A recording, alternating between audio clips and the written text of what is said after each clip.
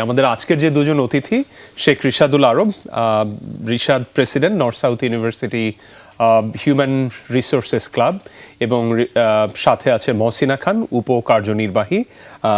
আপনাদের দুজনকেই স্বাগত জানাচ্ছি আমাদের অনুষ্ঠানে সকালের বাংলাদেশে। শুভ সকাল, কেমন আছেন আপনারা? শুভ সকাল, আলহামদুলিল্লাহ ভালো আছি। আপনারা ভালো আছেন?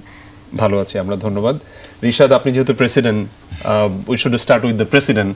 আপনারা যেই কথাটা বললেন আর কি, যে আপনাদের যে হিউম্যান রিসোর্স ক্লাব আছে, আমরা জানি যে হিউম্যান রিসোর্স ক্লাব থেকে আপনারা একটা প্রোগ্রাম করছেন, যে ইভেন্টের কারণে আজকে আপনারা এইটা দিয়ে যদি শুরু করেন, যে কি প্রোগ্রাম, কবে থেকে শুরু হচ্ছে কিংবা হবে, কারা এখানে জয়েন করবে ইত্যাদি। হ্যাঁ, শিওর। শুভ সকাল সবাইকে, এবং আপনাদেরকে অনেক ধন্যবাদ আমাদের ফ্লোরটা দেওয়ার জন্য। প্রথমেই আমাদের ইভেন্টের নামের বিষয়ে একটু পরিষ্কার করে দিতে চাই যে আমাদের নামটা হচ্ছে HR ক্যালিব্রেশন। মজার বিষয় হলো যে আমরা যখন পোস্টার আমরা পাবলিশ করি, সবাই দেখে ভাবে HR সেলিব্রেশন, ও সবাই দেখে ভাবে এখানে হয়তো অনেক কিছু সেলিব্রেট করা হবে, অনেক সেলিব্রেশন টাইপের কিছু একটা হবে, বাট অ্যাকচুয়ালি এটা না। আমরা HR ক্যালিব্রেশন, একটু ভেঙে যদি বলি, ক্যালিব্রেশন মানে হলো কোনো কিছু মেজার করা বা কোনো কিছু গণনা করা।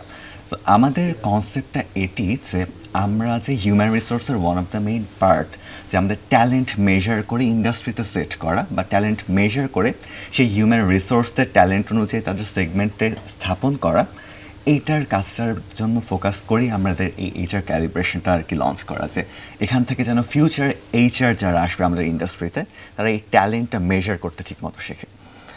এবং HR ক্যালিব্রেশনের যদি খুব শর্টভাবে সামারি করি, তাহলে এখানে আমাদের HR বেস কেস দেওয়া হয়।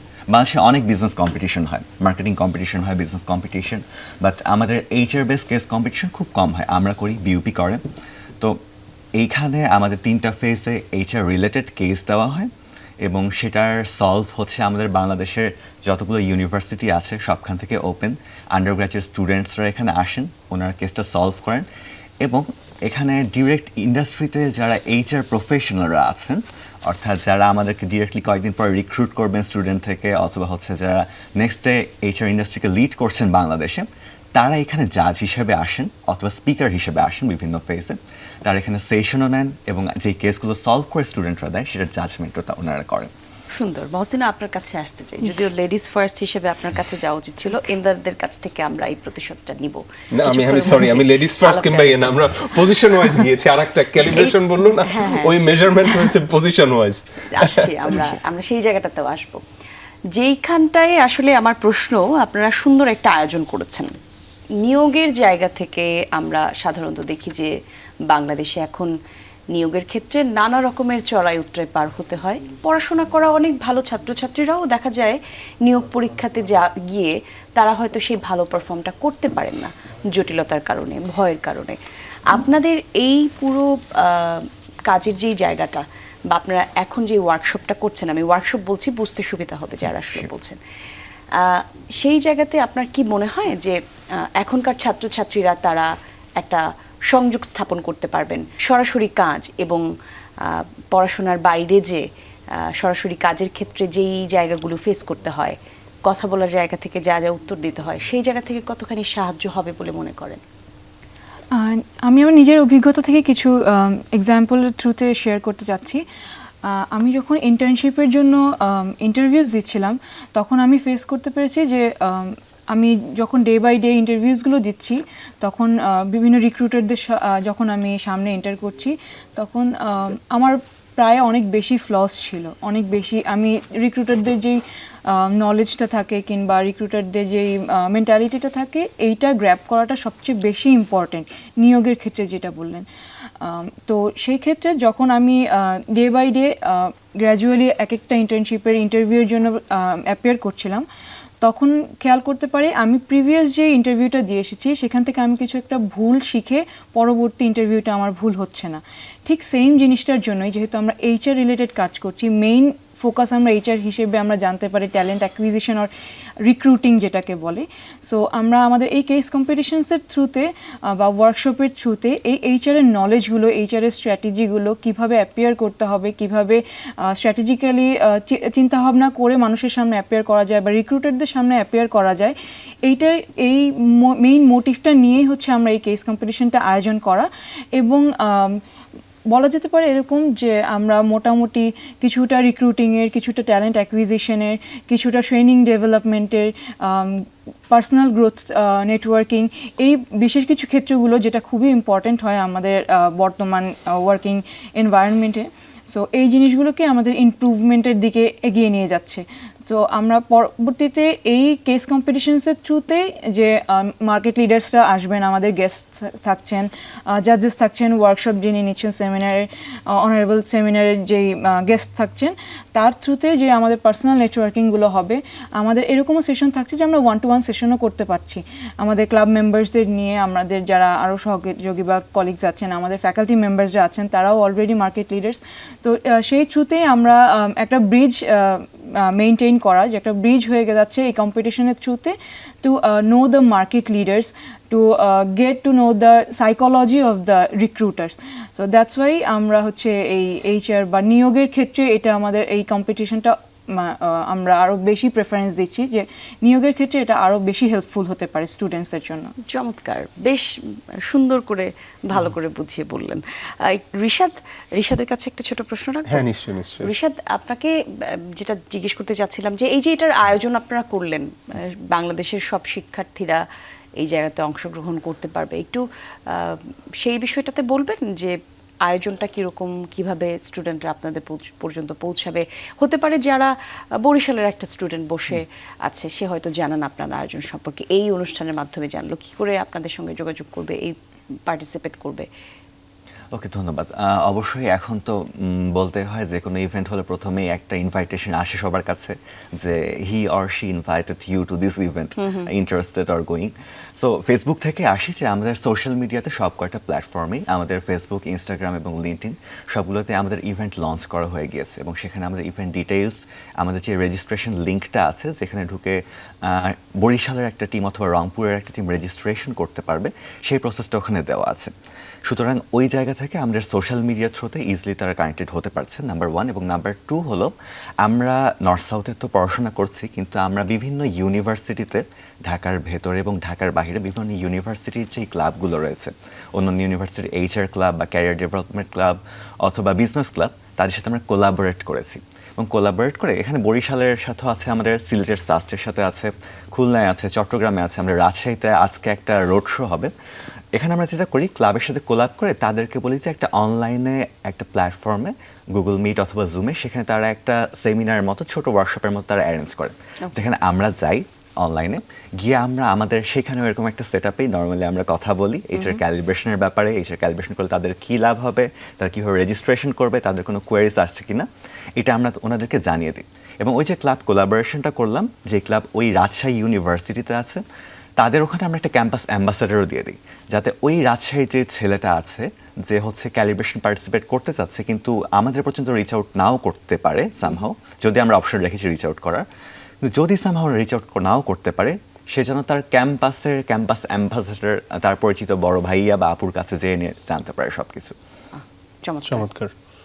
মানে আমি যখন রিশাদের কথা বলছিলাম, মহসিনা একটা কথা বলছিলেন শেষের দিকে, এই ইভেন্টের মাধ্যমে সবাই রিক্রুটারের সাইকোলজিটা বুঝতে পারে। আমাকে একটু বুঝাবেন, এটা একটু এক্সপ্লেন করবেন যে রিক্রুটারের সাইকোলজি বুঝলাম কেমন হবে। আপনি তো এখন একটু এক্সপেরিয়েন্সড, বলেছেন আপনি ইন্টার্ন করেছেন, তো আপনার টেক অ্যাওয়ে কি, রিক্রুটারের সাইকোলজি কেমন, কি চায় সে?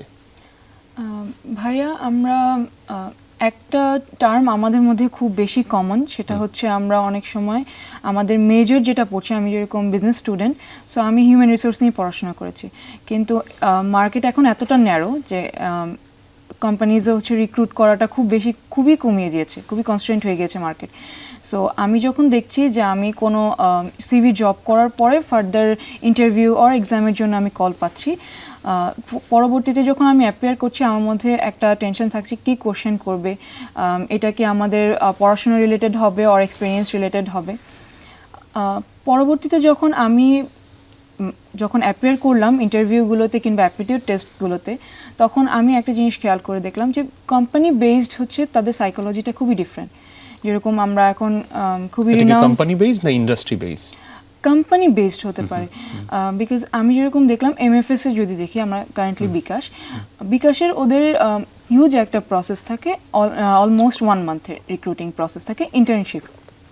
তো পরবর্তীতে যখন আমি এই প্রসেসগুলো পার হয়ে লাস্ট স্টেপটা ছিল আমাদের ইন্টারভিউ জিএমদের সাথে কিংবা হিউম্যান রিসোর্সের বাকি যে আমাদের হায়ার পজিশনে ছিলেন তাদের সাথে।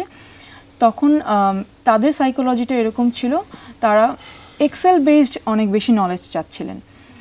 যেহেতু তাদের এমএফএস বেস, তো তাদের ওয়ার্ক এনভায়রনমেন্ট অলরেডি অনেক ডাইনামিক, তারা এক্সেল বেসড ইনফরমেশনস চাচ্ছিলেন, যেটা আমি এইচআর হয়ে আমার নলেজে ছিল যে হয়তো আমাকে এইচআর বেসড কোয়েশ্চেন করা হবে, আইদার বুকিশ নলেজ থাকবে যে এইচআর কী বা এইচআর কীভাবে ওয়ার্ক করে, অর এরকম থাকতে পারে যে কিভাবে আমার নলেজগুলো প্র্যাকটিক্যাল ওয়ার্ল্ডে আমি কাজ করতে পারি।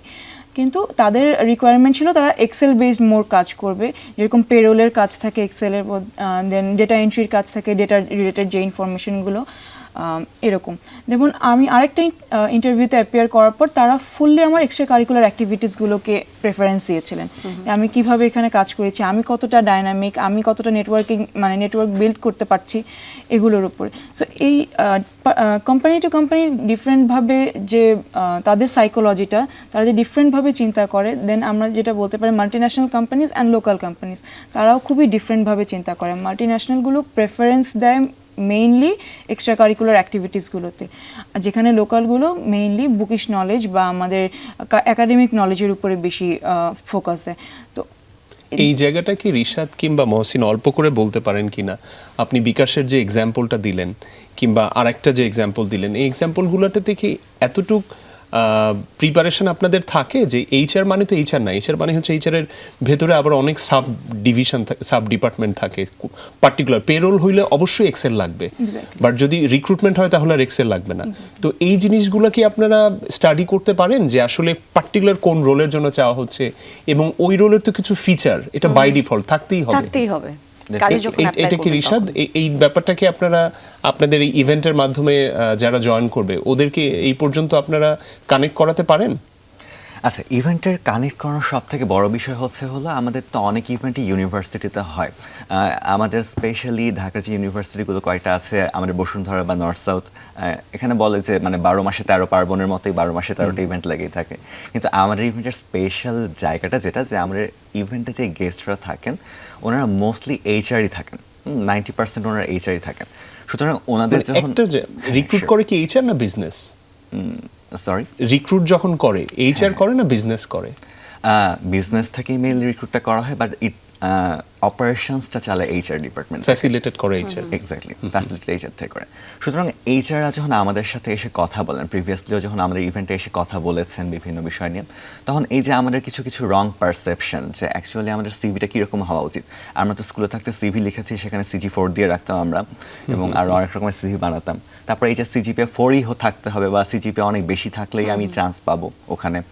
আবার এক্সট্রা কারিকুলার অ্যাক্টিভিটিসের কথা অনেক দিন পর্যন্ত কেউ যায় না, হঠাৎ 4th ইয়ার এসে সবাই মনে করে আচ্ছা এমএসসিতে ঢুকতে হলে এখন এক্সট্রা কারিকুলার অ্যাক্টিভিটিস লাগবে, হ্যাঁ এখন কি করা যায়। 4th ইয়ার এসে অনেকে ক্লাবে জয়েন করতে চায় আমাদের ক্লাবগুলোতে, বাট তখন অনেক সময় হয়তো বা তাদেরকে আমরা অ্যাড করতে পারি না বা অনেক ক্লাবে অ্যাড করা সম্ভব হয়ে ওঠে না। সুতরাং এই যে রিকোয়ারমেন্টসগুলো অ্যাকচুয়ালি আমরা যেভাবে ইউনিভার্সিটিতে পড়ার সময় বুকিশ জিনিসগুলো পড়ে আসছি স্লাইড অথবা বুকস থেকে, এগুলোর সাথে কোন পার্টটুকু আসলে এইচআররা চাচ্ছেন বা ইন্ডাস্ট্রি চাচ্ছে, এই জিনিসগুলো ডিরেক্ট ইন্ডাস্ট্রির লোকেরাই আমাদের এসে বলছেন, ইন্ডাস্ট্রির এইচআরআই ডিরেক্টলি আমাদের এসে বলছেন এই ইভেন্টে। সুতরাং এখান থেকে ওই যে কানেকশনসের ব্যাপারটা, আমার মনে হয় যে আমরা আমাদের ফ্যাকাল্টিসদের কাছ থেকে শুনছি সব কিছু, ওদের কাছ থেকে আমরা যথেষ্ট পরিমাণ নলেজ গ্যাদার করছি, কিন্তু প্র্যাকটিক্যাল নলেজ যেটা, এটা আমাদের ডিরেক্টর এইচআর এসে দিচ্ছেন।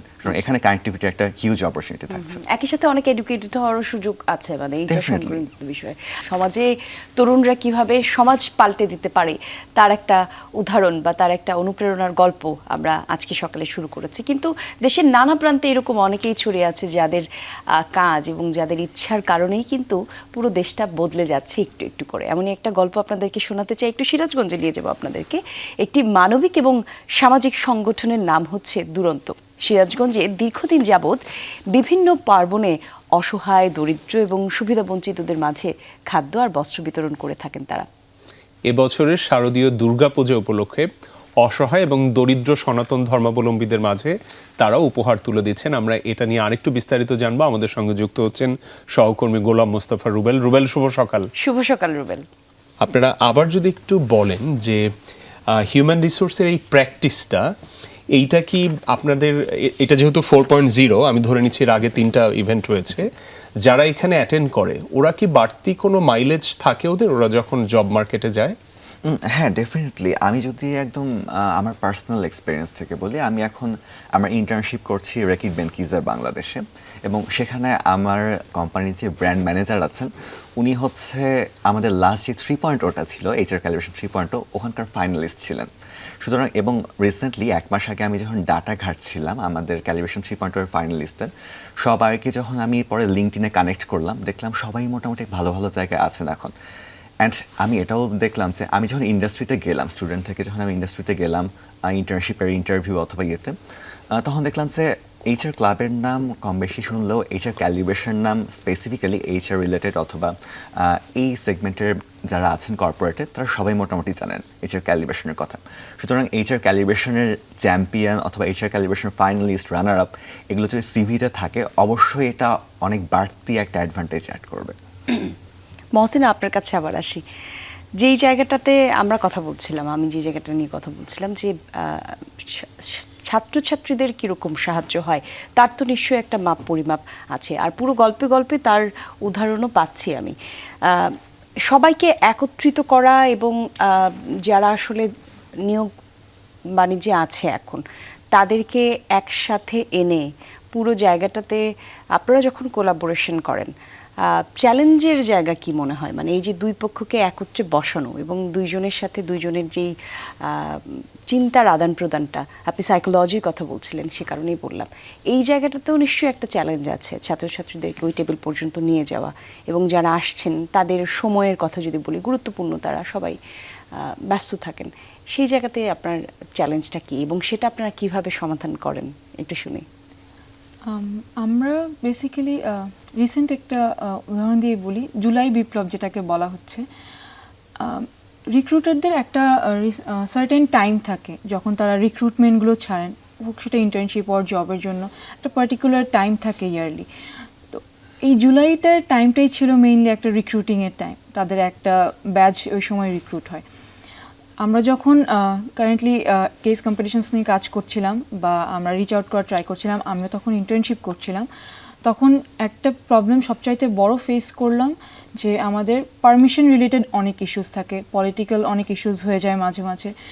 আমরা পারমিশনগুলো যখন নিতে যাই, পারমিশন ক্যাম্পাস থেকে অথরিটি থেকে আমাদের দিয়ে দেওয়া হয়, কিন্তু পরবর্তীতে এই পারমিশনটা হয়ে যাওয়ার পরে যখন এই জুলাই বিপ্লবটা চলে আসলো হঠাৎ করে, তখন রিক্রুটারদের একটা জিনিস আমি খুবই নোটিসেবল, যেটা হচ্ছে তারা রিক্রুটমেন্ট অফ করে দেয়। আমরা তখন আর রিচ আউট করতেই পারছিলাম না ফর জব, ফর ইন্টার্নশিপস। ভাইয়া হয়তো অবশ্যই রিলেট করতে পারবেন। তো এই টাইমটায় আমরা রিক্রুটারদের কাছে এই নলেজটা পৌঁছানো বা রিক্রুটারদের কাছে রিসেন্ট যেই আমরা যেটাকে জেন জি বলছি এখন, জেন জিকে রিক্রুট করা বা তারা কিভাবে কোম্পানিকে বেনিফিশিয়াল সাইড আরও এনে দিতে পারে। মেইন কোম্পানি ফোকাসই থাকে কোম্পানি বেনিফিট। সো এই তারা কিভাবে এই তরুণদেরকে তাদেরকে রিক্রুট করে কিভাবে তারা তাদের অর্গানাইজেশনকে আরও বেনিফিশিয়াল দিকে যেতে পারে, নতুন চিন্তাধারা যেটাকে বলছি আমরা, ফ্রেশ মাইন্ড যেটাকে বলে, ফ্রেশ নলেজ, নতুন করে স্ট্র্যাটেজি মেকিং বা কোনো ধরনের তাদের কোম্পানি বেনিফিটের থ্রুতেই যদি আমি বলি, কোম্পানি বেনিফিট যেখানেই দেখবে মোস্ট অফ দ্য টাইম আমরা কি দেখি, ইনভেস্টার্সরা সেখানে ইনভেস্ট করবেন যেখানে তাদের ফিউচার মনে হচ্ছে। খুবই স্বাভাবিক। ঠিক সেইমভাবেই রিক্রুটারও সেইমভাবেই মনে করেন যে এখানে যদি আমার ফিউচার আছে, এর মধ্যে আমি ফিউচার দেখতে পাচ্ছি, তখনই তারা সেখানে অ্যাপ্রোচ করবেন বা তখন তারা তাদের টাইমটা ইনভেস্ট করবেন। তো আমরা এইভাবেই হচ্ছে মার্কেট লিডার্সদের কাছে বা মার্কেট এইচআরদের কাছে আমরা রিচ আউট করি, অ্যান্ড তাদের সাথে আমরা স্টুডেন্টসদেরকে একসাথে কোলাবোরেশনে আনার ট্রাই করি যে আমরা কিভাবে তাদেরকে ফেস টু ফেস বসিয়ে তাদের সাথে একটা কাইন্ড অফ নেগোসিয়েশন আমরা বলতে পারি, কাইন্ড অফ তাদের সাথে 1-to-1 সেশন বা ফেস টু ফেস সেশনস বলতে পারি। তাহলে হয়তো রিক্রুটিং মাইন্ড থেকে না হলে অনেক সময় গল্পের ছলে ছলে কোথায় কি হচ্ছে, কোন কোম্পানিতে কেমন ধরনের এনভায়রনমেন্ট কেমন, তারা কিভাবে কেমন এমপ্লয়িজ চাচ্ছেন, হয়তো তাদের এই নলেজগুলো তারা অবশ্যই এইচআর বেস, তারা অবশ্যই অনেক বেশি এক্সপিরিয়েন্সড। তাদের এই এক্সপিরিয়েন্সগুলো যখন তারা শেয়ার করেন স্টুডেন্টসদের সাথে, তখন তারা স্টুডেন্টসরা আসলেই জানতে পারেন যে তারা অ্যাকচুয়ালি কি চাচ্ছে, তাদের ভিতরে ডেভেলপমেন্টটা কি দরকার এমন। আর আমরা যে চ্যালেঞ্জেসের কথা যদি মেনশন করতে যাই, মেইন চ্যালেঞ্জেস থাকে দুজনকে একসাথে নিয়ে আসা সামনাসামনি। সেটাই মার্কেট লিডার্স যারা আছেন তারা স্বভাবতই এই সময়টা দিতে চাবে না, তাদের প্রত্যেকটি সেকেন্ড খুব গুরুত্বপূর্ণ। আর স্টুডেন্টসরা চায় খুবই, আমি যদি একটা টার্ম ইউজ করি, খুবই অধৈর্য, ধৈর্য সহকারে তাদের এক্সপিরিয়েন্সগুলো শুনতে চান না।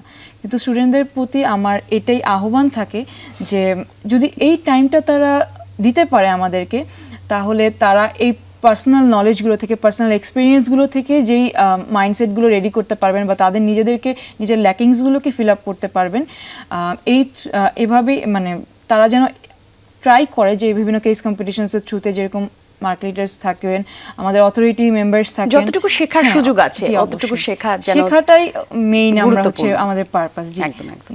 রিশাদ, মহসিনা যেটা বলল যে যারা রিক্রুটার তাদের প্রত্যেকটা সেকেন্ডের অনেক দাম, এটা সত্য। আবার এটাও সত্য যারা ওয়াইজ রিক্রুটার তাদের কাছে এটা সেকেন্ডের দাম না, এটা কিন্তু ইনভেস্টমেন্ট। বিকজ সে যদি এখান থেকে 5টা ভালো রিসোর্স পুল করতে পারে, তার লাইফ কিন্তু অনেক সোজা হয়ে যাবে। এই জায়গাটাতে রিশাদ, আপনাদের আসলেই কি চ্যালেঞ্জ মার্কেট থেকে এরকম যাদেরকে আপনারা আনতে চান, আপনাদের ইভেন্টে হোক, রোড শো করাতে চান, তাদেরকে আনাটাকে আসলেই চ্যালেঞ্জ? না, আমি মহসিনের কথার সাথে অনেকটাই একমত যে আপনি যেটা বললেন যে অ্যাকচুয়ালি এটা আমাদের জন্য একটা অনেক বড় opportunity to hunt the heads, যে ট্যালেন্টগুলো হান্ট করার জন্য এটা একটা অপরচুনিটি। কারণ এখানে এসে আরও যে বিষয়টা যে ওনারা এখনকার মার্কেট সাইকোলজিটা অনেকটা বুঝতে পারেন। হ্যাঁ পারেন, যে অফিস থেকে যখন ইউনিভার্সিটিতে আসেন, আমার নেক্সট 5 ইয়ার্সে যারা আমাকে সার্ভিস দিবে আমার বিজনেসটাকে, তাদের সাইকোলজিটা কিভাবে কাজ করছে, তারা কিভাবে কাজ করবেন, এটা ওনারা বুঝতে পারেন। এটা ওনার জন্য একটা অপরচুনিটি। বুঝতে পারার যে ব্যাপারটা থাকে, এটা কি ওয়ান ওয়ে কমিউনিকেশন থাকে নাকি টু ওয়ে? ডিরেক্ট সেশন, সেখানে কোশ্চেন করা যায়, সবকিছু ওপেন ফ্লোর থাকে, টু ওয়ে। কিন্তু মহসিনের কথাটাও এদিক থেকে অপরচুনিটির দিক থেকে ধরতে গেলে হ্যাঁ, এটা অবশ্যই অপরচুনিটি আছে ওনাদের জন্য। কিন্তু মহসিনের কথাটা যেটা এক্সপ্লেন করতে চেয়েছে সেটা হচ্ছে যে টাইমিংয়ের একটা কথা যদি বলি, যে আমাদের মোটামুটি রিক্রুটার্সরা সেই ক্ষেত্রে ফ্রি থাকেন ফ্রাইডে স্যাটারডে, আমাদের মোস্টলি ফ্রি টাইম হচ্ছে ফ্রাইডে স্যাটারডে। এই জায়গাটা একটা সমস্যা। আর আরেকটা জিনিস আমরা যেটা খেয়াল করেছি, আমার প্রায় 1 বছর এক্সপিরিয়েন্স হতে যাচ্ছে প্রেসিডেন্ট হিসেবে, যে কোনো ইভেন্ট করার ক্ষেত্রে আমাদের এইজের একটা সাইকোলজি কাজ করে যে আমরা মোর সেলিব্রিটি অর ইনফ্লুয়েন্সার যারা গেস্ট থাকেন তাদের কথা শুনতে বেশি পছন্দ করি, rather than someone wise in the industry, অথবা হচ্ছে যিনি অনেক এক্সপিরিয়েন্সড আর কি, যারা আসলে অভিজ্ঞতা আছে কিছু দেবার। আমরা খুব ওয়েল নোন ফেসের কাছ থেকে কথা শুনতে বেশি পছন্দ করি। যার কারণে দেখা যায় যে অনেক সময় অডিটোরিয়াম যেটা আমাদের থাকে সেটা ভরতে অনেক সময় হয়, অথবা কোনো সেলিব্রিটি আসলে অডিতে জায়গা দেওয়া যায় না। এই জিনিসটা অনেক সময় মিসপারসেপশন একটা ক্রিয়েট হয়। সুতরাং আমার মনে হয় যে সবার বোঝা উচিত আমার 3 বছর পরে কোন জিনিসটা দরকার, 3 বছর পরে আমার জব দরকার, সেটার জন্য আমাদের রিক্রুটারদের সাইকোলজিটা বোঝা দরকার, গ্যাপটা কমানো দরকার। এটার জন্য আমার মনে হয় যে এই ধরনের যে সেগমেন্টগুলো থাকে বা যে ইভেন্টগুলো থাকে, এগুলোতে সকল স্টুডেন্টেরই পার্টিসিপেট করা খুবই জরুরি। আমরা গল্প করছিলাম দুজনের সঙ্গেই, জানছিলাম তাদের আগামীতে তারা যে কাজটা করছে, মানে একেবারেই রিসেন্ট ফিউচার যেটাকে বলে, তারা যে কাজগুলো করবে সেগুলো নিয়ে আমরা গল্প শুনতে চাচ্ছিলাম। রিশাদের কাছে যাই, অনেক কিছু জানলাম আমরা আপনাদের পুরো ওয়ার্কশপটা সম্পর্কে, কি করছেন আপনারা এই কম্পিটিশনে। একটা জায়গাতে আপনারা বলছিলেন যে এখানে কিছু প্রবলেম দেওয়া হয়, যারা আসলে আসেন এইচআর রিক্রুটার হয়ে, তারা কিছু প্রবলেম দেন ছাত্রছাত্রীদেরকে, কেস দেন, সেগুলো সলভ করতে হয়। তো কি ধরনের কেস বা কি ধরনের প্রবলেম সলভ করে থাকেন তারা, এবং নির্ধারিত কিছু সময়ও আছে, আমি যেটা দেখছিলাম 48 to 72 আওয়ার্সের মধ্যে সলভ করতে হয় কেস সলভ। কি ধরনের কেস আপনারা দিয়ে থাকেন স্টুডেন্ট? আচ্ছা, কয়েকটা এক্সাম্পল যদি দিই। কিছুদিন আগে আমাদের খুবই ট্রেন্ডি একটা কথা সবখানে চলছিল যে আর্টিফিশিয়াল ইন্টেলিজেন্স কি মানুষের জবকে রিপ্লেস করে দেবে কিনা। তো এটা তখন কিন্তু একটা বড় প্রবলেম ছিল।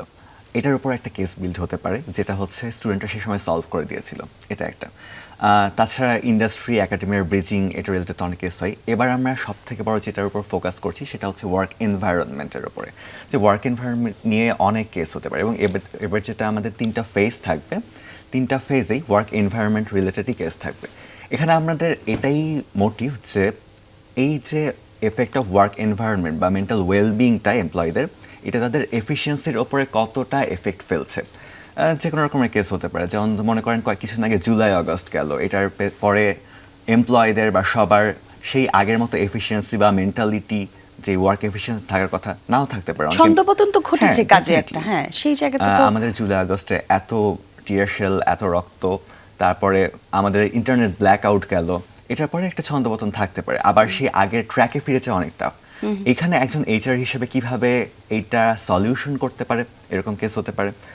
এরকমই বিভিন্ন work environment related case, work environment betterment, এমপ্লয়ীদের মেন্টাল ওয়েলবিং এর জন্য কি করা যায় যাতে কোম্পানির এফিসিয়েন্সিটা বাড়ে, ওয়ার্কারদের এফিসিয়েন্সিটা বাড়ে, এটা নিয়ে কেস হতে পারে।